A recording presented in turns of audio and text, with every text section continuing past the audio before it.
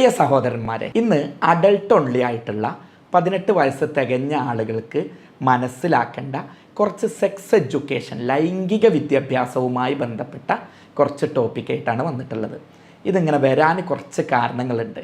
ഒന്ന്, പലർക്കും പലതും അറിയുമെങ്കിലും ശരിയായ ലൈംഗിക വിദ്യാഭ്യാസം ഇല്ലാത്തതിൻ്റെ പേരിൽ കുടുംബജീവിതത്തിലെ പാളിച്ചകളും ലൈംഗിക ജീവിതത്തിലെ പ്രശ്നങ്ങളും അപകർഷതാബോധം അടക്കമുള്ള മാനസിക പ്രശ്നങ്ങളും, ഇത് കൂടാതെ ഡിവോഴ്സ്, വേലിചാട്ടം, അതല്ലെങ്കിൽ കണ്ട അശ്ലീല വീഡിയോകളിൽ നിന്ന് കിട്ടിയിട്ടുള്ള ഇൻഫർമേഷൻ മനസ്സിലാക്കിയിട്ട് പങ്കാളിയെ കുറ്റപ്പെടുത്തൽ, ഇങ്ങനെ ഒരുപാട് പ്രശ്നങ്ങളുണ്ട്.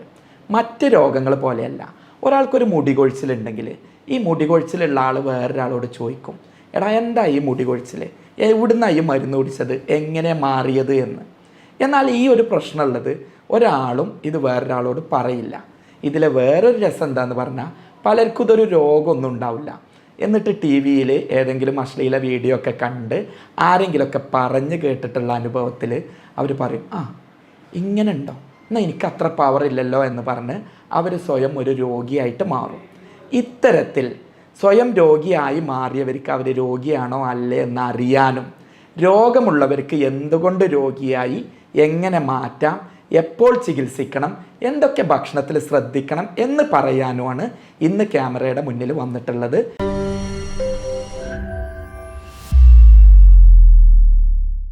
ഞാൻ doctor Basil Yusuf, doctor Basil's homeo hospital, Pandikkad, Malappuram ജില്ല.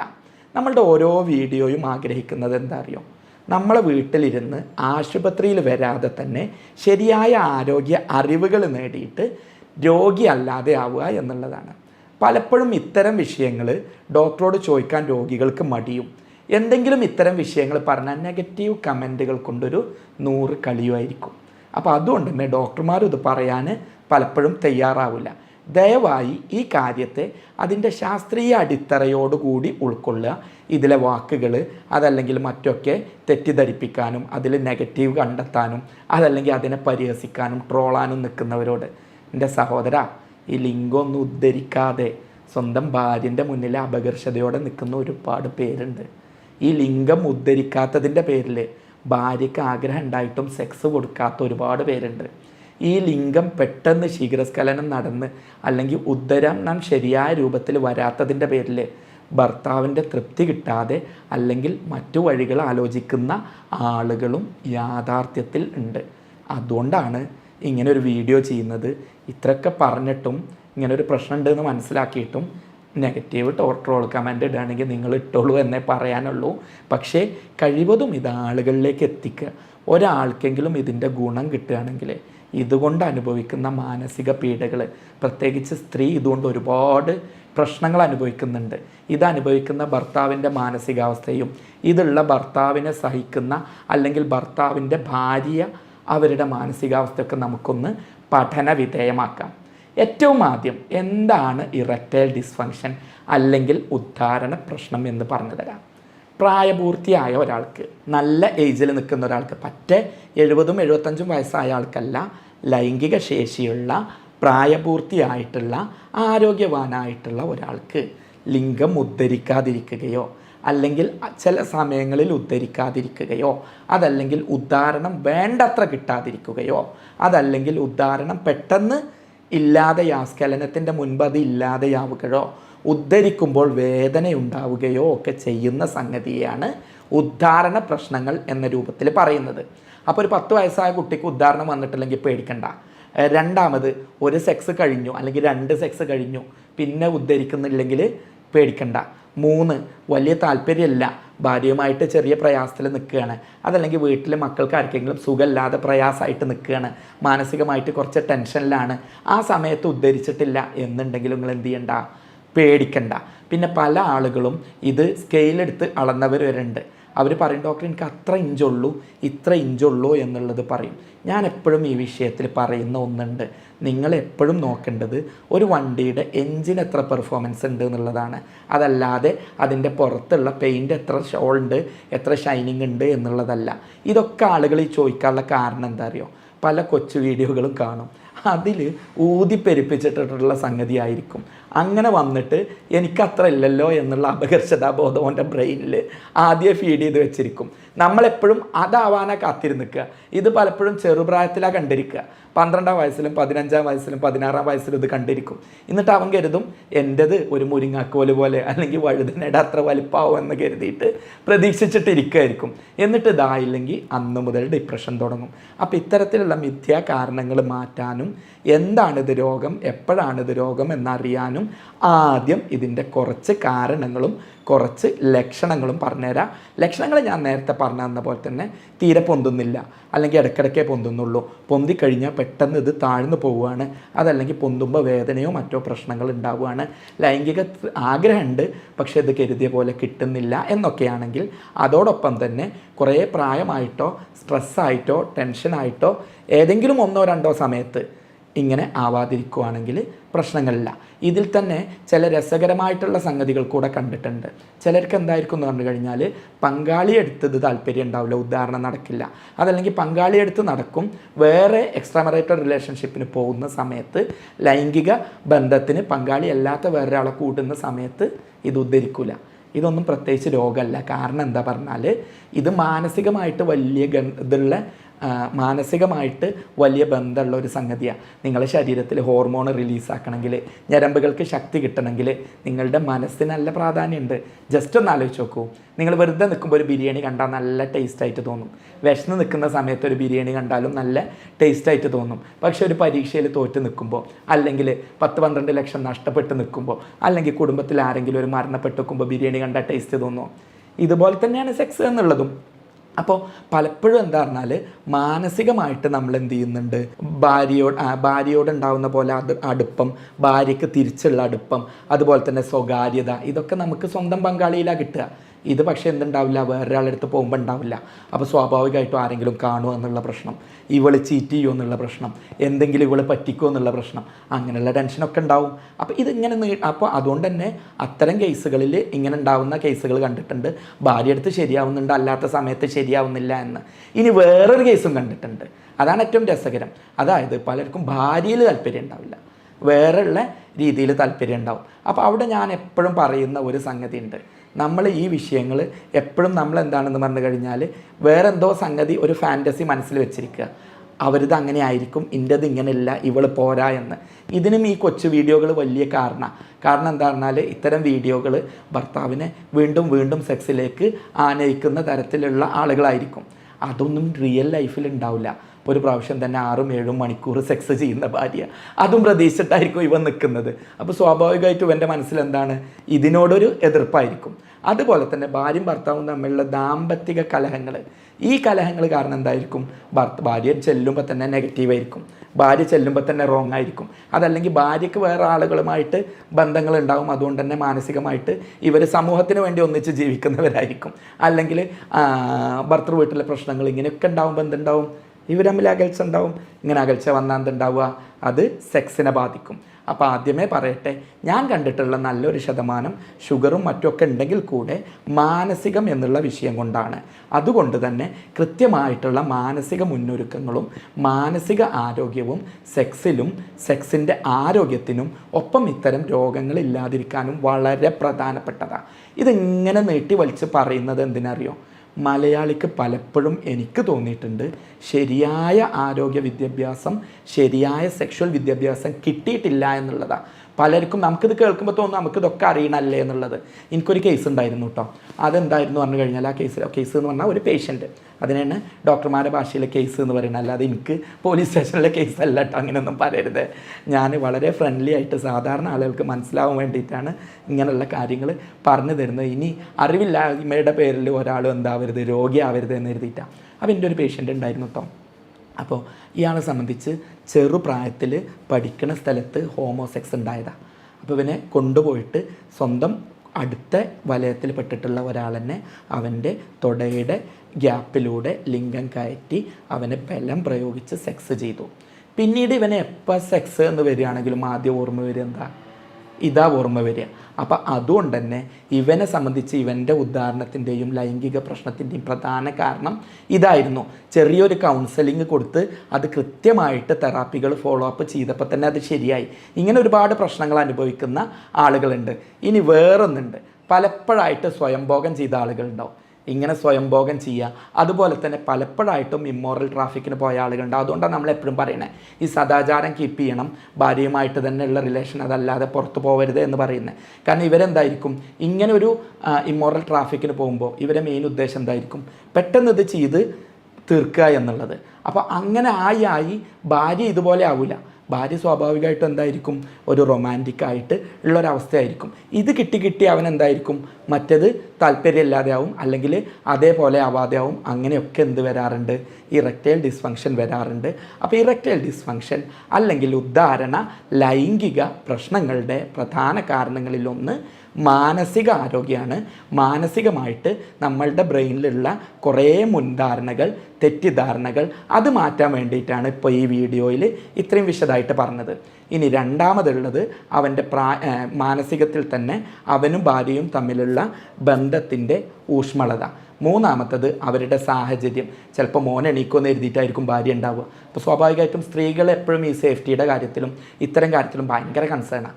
അവരെ സംബന്ധിച്ച് പെട്ടെന്ന് അല്ലെങ്കിൽ അടുക്കളയിൽ അമ്മ വിളിക്കും, അല്ലെങ്കിൽ നേരം വിളിച്ചിട്ടുണ്ട് അമ്മ വിളിക്കും എന്ന് എഴുതിയിട്ടുള്ള ഒരു ഇതായിരിക്കും അവർക്ക് ഉണ്ടാവുക. അപ്പോൾ സ്വാഭാവികമായിട്ടും എന്തായിരിക്കും, ഭർത്താവിന് എന്തായിരിക്കും പെട്ടെന്ന് അതിലൊരു താല്പര്യം കുറയും. കാരണം ഭാര്യയിൽ നിന്ന് കിട്ടുന്നത് ആ ഒരു അർത്ഥത്തിലുള്ള സപ്പോർട്ടായിരിക്കും. അപ്പോൾ സ്വാഭാവികമായിട്ടും ഭർത്താവിനും ഇങ്ങനെ ഉണ്ടാവാനുള്ള സാധ്യത ഉണ്ട്.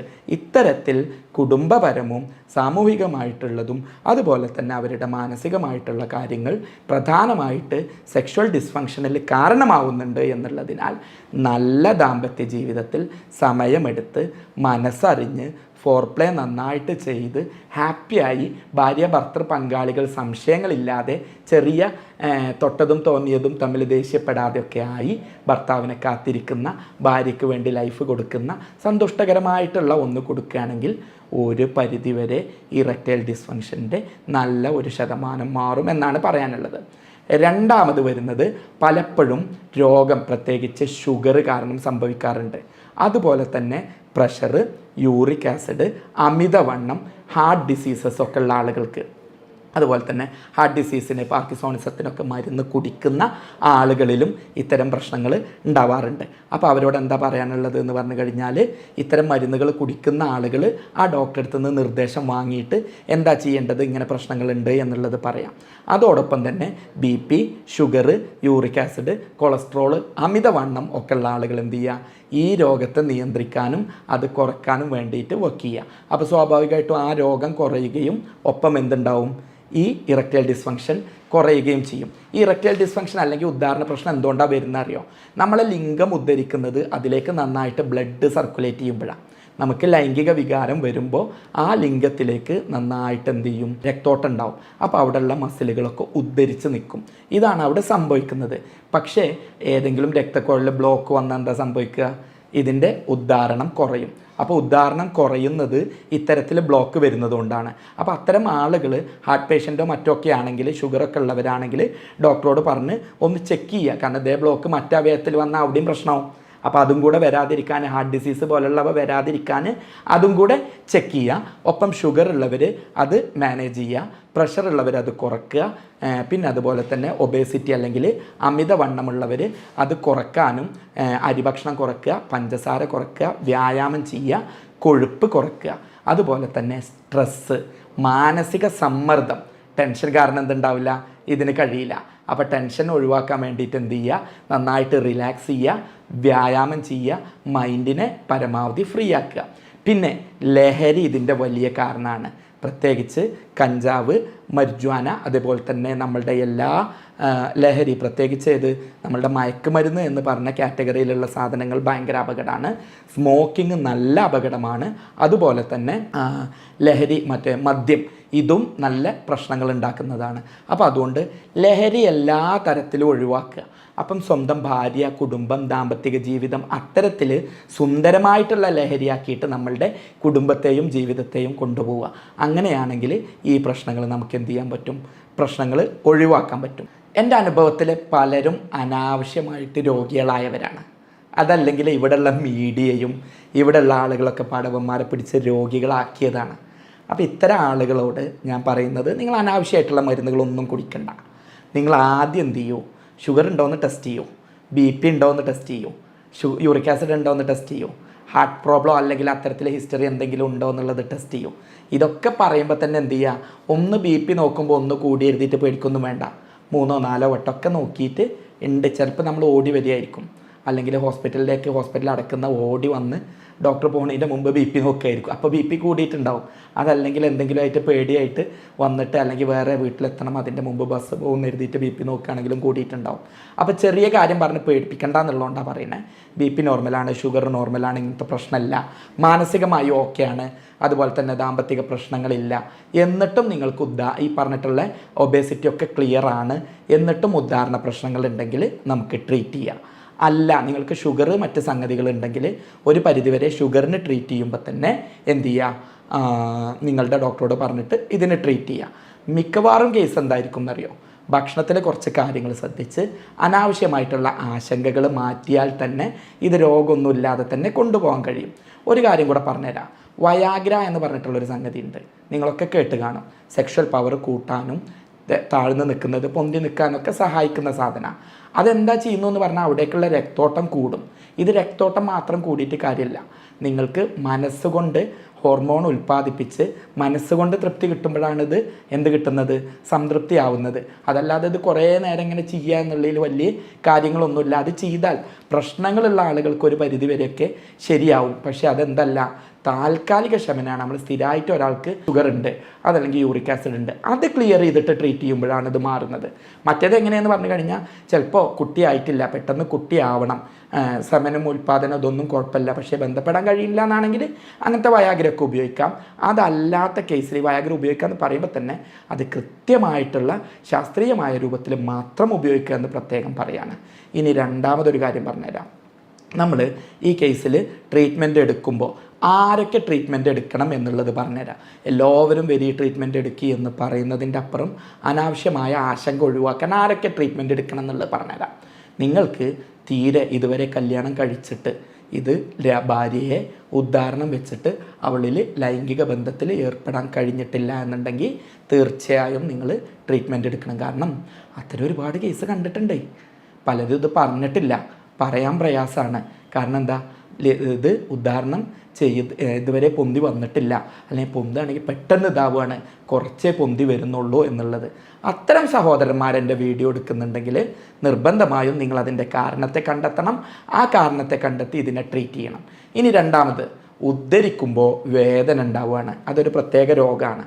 അങ്ങനെ ഉണ്ടെങ്കിൽ അവിടെ എന്തെങ്കിലും സ്കാർ ഫോർമേഷനോ അതുപോലെ തന്നെ ടിഷ്യൂ അടിഞ്ഞു കൂടുകയോ ഒക്കെ ചെയ്യുന്നുണ്ടോ നോക്കിയിട്ട് അതുകൂടെ എന്ത് ചെയ്യണം, കണ്ടെത്തണം. ഇനി മൂന്നാമത്തത്, ഏതെങ്കിലും സമയത്ത് ഇത് പൊന്തുന്നില്ല എന്നാണെങ്കിൽ, ഇന്നലെയൊക്കെ ഉണ്ടായിരുന്നു, അല്ലെങ്കിൽ ഒരു ദിവസം രാവിലെ ഉണ്ടായിരുന്നു, വൈകുന്നേരം ഉണ്ടായിരുന്നു, 3 or 4 പ്രാവശ്യം കിട്ടിയില്ല എന്നൊക്കെ പരാതി പറയുകയാണെങ്കിൽ മനസ്സിലാക്കുക, അങ്ങനെ ഉള്ള ആവശ്യമില്ല. സെക്സ് എന്നുള്ളത് തികച്ചും മാനസികമായിട്ടുള്ള ഒരു സംഗതിയാണ്. നിങ്ങൾ ഒരാൾക്ക് വിശപ്പിൻ്റെ ഭക്ഷണം കഴിക്കേണ്ട ഉദാഹരണം പറഞ്ഞു തരാം. ഒരാൾക്ക് ഒരു പ്ലേറ്റ് ചോറ് തിന്നാൽ വിശപ്പ് ഓക്കെ ആവും. ചിലർക്ക് എന്താണ്, 2 പ്ലേറ്റ് തിന്നേണ്ടി വരും, എന്നാലേ അവൻ്റെ വിശപ്പ് മാറുള്ളൂ. അപ്പോൾ എല്ലാവരും അതുപോലെ 2 പ്ലേറ്റ് തിന്നണമെന്നാണോ? അങ്ങനെയല്ല. അതുകൊണ്ട് തന്നെ അശാസ്ത്രീയമായിട്ട് പല കാര്യങ്ങളും നിങ്ങളുടെ ബ്രെയിനിൽ ഇത് വന്നതുകൊണ്ട് എൻ്റെ അടുത്തൊക്കെ വരുന്ന കുറേ പേരെ ഞാൻ പറഞ്ഞയക്കലാണ്. കൗൺസിലിംഗ് കൊടുത്ത് നിങ്ങൾ ഫീസും തരണ്ട, ഒന്നും വേണ്ട, എൻ്റെ ഒരു ധർമ്മമായിട്ട് ഞാൻ കാണുന്നു നിങ്ങളെ ബോധവൽക്കരിക്കുക എന്ന് കരുതിയിട്ട്. ഇപ്പോൾ ഈ വീഡിയോയുടെ മുന്നിൽ വരാനുള്ള കാരണം, പലർക്കും ഇത് പറയാൻ മടിയാണ്, പലർക്കും ഇത് രോഗമൊന്നും അല്ല, ഇങ്ങനെ ചെയ്താൽ മാറും എന്നറിയില്ല, അവരിത് മനസ്സിലാക്കട്ടെ എന്ന് കരുതിയിട്ടാണ്.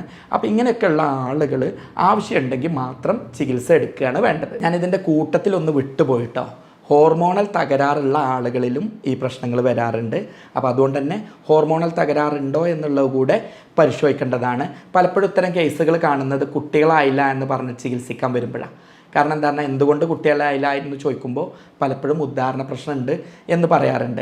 പലപ്പോഴും ചെറിയ ഉദാഹരണ പ്രശ്നം ഉണ്ടാവും, അവരത് ഗൗനിച്ചിട്ടുണ്ടാവില്ല. അപ്പോൾ നോക്കുമ്പോൾ ഹോർമോണിൻ്റെ പ്രശ്നങ്ങൾ ഉണ്ടാവും. അത് ട്രീറ്റ് ചെയ്ത് ശരിയാകുമ്പോൾ കുട്ടിയാവും ചെയ്യും, ഒപ്പം ഇവരുടെ ഈ ലൈംഗിക പ്രശ്നം ശരിയാവും ചെയ്യാറുണ്ട്. ആ കാര്യങ്ങൾ കൂടെ വിട്ടുപോയത് ഇതോടൊപ്പം സൂചിപ്പിച്ചതാണ്. ഒരു കാര്യം കൂടെ പറഞ്ഞുതരാം. എന്ത് സംഗതിയും ചികിത്സിക്കുക എന്ന് പറഞ്ഞാൽ പോയി മരുന്ന് വാങ്ങി കുടിക്കല്ല. ജീവിതശൈലി ശരിയാക്കി, ഭക്ഷണം ശരിയാക്കി, അനാവശ്യ ഭക്ഷണങ്ങൾ ഒഴിവാക്കി, ആരോഗ്യകരമായ മാനസികാവസ്ഥ ഉണ്ടാക്കി, ലൈഫ് സ്റ്റൈൽ ശ്രദ്ധിച്ചാൽ ഒരു പരിധിവരെ രോഗങ്ങൾ മാറും.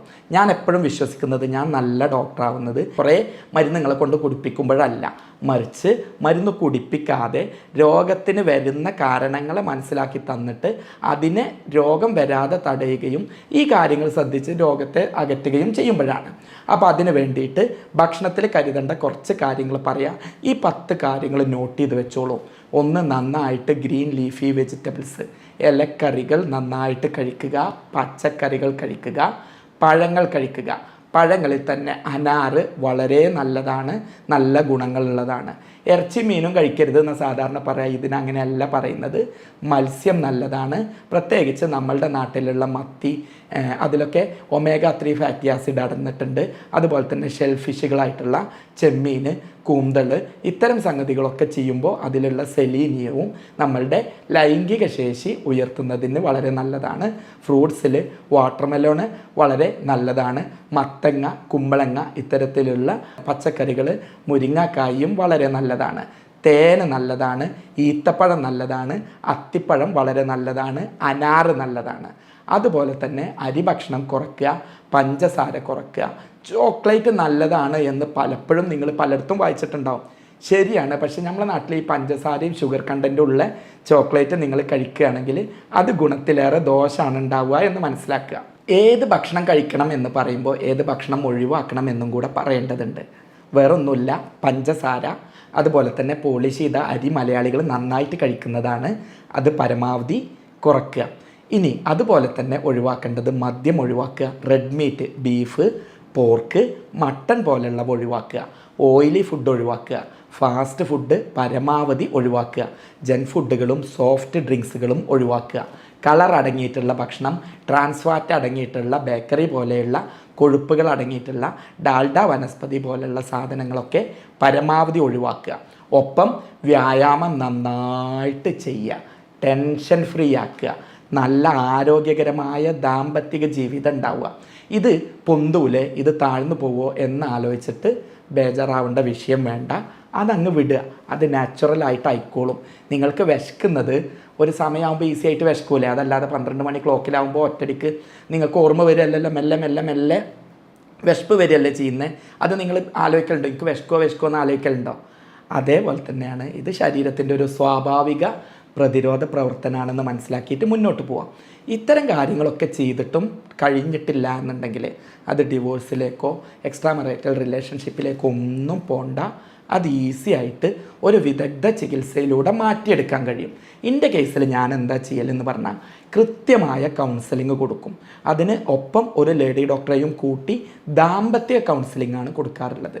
ഭാര്യയ്ക്ക് ഭർത്താവിന് കൃത്യമായിട്ട്, കുട്ടി ഒന്നുണ്ടെങ്കിൽ അവരെ പുറത്തിരുത്തി വിശദമായിട്ട് ചോദിച്ചറിഞ്ഞ് കാര്യങ്ങൾ ചെയ്യും. പിന്നീട് ചെയ്യാറുള്ളത് രോഗനിർണയവും മരുന്ന് നിർണയവും നടത്തുക എന്നുള്ളതാണ്. ഞാനത് യൂറോപ്യൻ നിർമ്മിത സോഫ്റ്റ്വെയറിൻ്റെയും ChatGPT പോലെയുള്ള ആർട്ടിഫിഷ്യൽ ഇൻ്റലിജൻസിൻ്റെ സഹായത്തോടെയാണ് അത് പരമാവധി ചെയ്യാറുള്ളത്. എന്നിട്ട് ജർമ്മൻ പൊട്ടൻസി മരുന്ന് ഉപയോഗിച്ചിട്ടാണ് ട്രീറ്റ് ചെയ്യാറുള്ളത്. അങ്ങനെ ചെയ്യുമ്പോൾ നിങ്ങളുടെ അണ്ടർലൈങ് കോസായിട്ടുള്ള മാനസിക പ്രശ്നങ്ങൾ, ഹോർമോണൽ പ്രോബ്ലംസ്, അതുപോലെ തന്നെ ഷുഗർ പോലെ, BP പോലെ, അമിത വണ്ണം പോലെയുള്ള പ്രശ്നങ്ങൾ പരിഹരിക്കാനും അതിൻ്റെ കൂട്ടത്തിൽ ഇത് പരിഹരിക്കാനും കഴിയും. ഇങ്ങനെ മരുന്ന് കുടിക്കുകയാണെങ്കിൽ ദാമ്പത്തിക ജീവിതം വളരെ സന്തോഷകരമാക്കാനും ഒപ്പം നിങ്ങൾ നഷ്ടപ്പെട്ടു എന്ന് കരുതിയ കോൺഫിഡൻസ് തിരിച്ചെടുക്കാനും ഈ മരുന്ന് നിർത്തി കുറച്ച് തുടർച്ചയായിട്ട് കുടിച്ച് നിർത്തിയിട്ട് പിന്നെ സാധാ മരുന്നൊന്നുമില്ലാതെ ജീവിതം നയിക്കാനും പറ്റും. അപ്പോൾ വീണ്ടും ഓർമ്മിപ്പിക്കുകയാണ്, TV-യിലും അതുപോലെ തന്നെ മറ്റ് സംഗതികളിലൊക്കെ കാണുന്ന സംഗതികൾ കണ്ടിട്ട് ആദ്യമേ ഓടിപ്പിടിച്ച് പേടിച്ച് ബേജാറാവണ്ട. കണ്ണി കണ്ടതൊക്കെ വാങ്ങിക്കഴിച്ച്, ശാസ്ത്രീയമല്ലാത്തത് വാങ്ങിക്കഴിച്ച് നിങ്ങൾ ശരീരം കേടുവരുത്തണ്ട. പലപ്പോഴും നിങ്ങൾക്ക് അതിൻ്റെ ആവശ്യം ഉണ്ടാവില്ല. ഇനി രോഗമുണ്ട് എന്നുള്ളവർ ഈ പറഞ്ഞ കാര്യങ്ങൾ ശ്രദ്ധിക്കുക. ഒപ്പം സ്വയംഭോഗം ഒഴിവാക്കുക. അതുപോലെ തന്നെ ഈ മോറൽ ട്രാഫിക്, അതുപോലെ തന്നെ ഭാര്യേതര ബന്ധങ്ങൾ, ഇതൊക്കെ ഒഴിവാക്കുക. ഇതൊക്കെ നിങ്ങളുടെ സുഖകരമായിട്ടുള്ള ദാമ്പത്യ ജീവിതത്തിനും ലൈംഗിക തൃപ്തിക്കും ബാധിക്കുന്നതാണ് എന്ന് മനസ്സിലാക്കുക. ഈ അറിവുകൾ പരമാവധി ആളുകളിലേക്ക് എത്തിക്കുക. പലർക്കും ഇത് ആശുപത്രിയിൽ വന്ന് പറയാൻ മടിയാണ്. ഒരു സെക്സോളജിസ്റ്റിൻ്റെ അടുത്ത് പോകുമ്പോൾ അവിടെ ഞാൻ പോയ ആളുകൾ കാണില്ലേ എന്ന പ്രയാസമാണ്. അത്തരക്കാർക്ക് മാത്രം എൻ്റെ നമ്പർ ഞാൻ തരാം. എൻ്റെ ഒഴിവിനനുസരിച്ച് എനിക്ക് ചെയ്യാൻ പറ്റുള്ളൂ. ഞാനും എൻ്റെ കൂടെയുള്ള ഡോക്ടറും ആയിരിക്കും അത് ഹാൻഡിൽ ചെയ്യുന്നത്. അത്തരക്കാരാവശ്യമായിട്ടുള്ള നിർദ്ദേശങ്ങൾ കൂടെയുള്ള ഡോക്ടർ തരും. എന്നിട്ട് നിങ്ങൾക്ക് ആവശ്യമായിട്ടുള്ള ഓൺലൈൻ പരിശോധന ആവശ്യമാണെങ്കിൽ മാത്രം അത് തരും. അങ്ങനെയാണെങ്കിൽ മരുന്ന് നിങ്ങൾക്ക് എത്തിക്കാനും ആശുപത്രിയിൽ വരാതെ ഈ അപകർഷതാബോധവും പ്രശ്നങ്ങളൊക്കെ ഒഴിവാക്കി ആരോഗ്യത്തോടു കൂടിയിട്ടുള്ള കുടുംബജീവിതം നയിക്കാനും കഴിയും. ഇത്തരം പ്രയാസങ്ങൾ അനുഭവിക്കുന്നത് ഈ നിർദ്ദേശങ്ങൾ നോക്കുക. ഇല്ലാത്തവർ പരമാവധി ഇത് അനുഭവിക്കുന്ന ആളുകൾ അറിയുമെങ്കിൽ അവരിലേക്ക് ഈ സന്ദേശം എത്തിച്ചു കൊടുക്കുക. സ്നേഹത്തോടെ doctor Basil Yusuf, doctor Basil's homeo hospital, Pandikkad, Malappuram ജില്ല.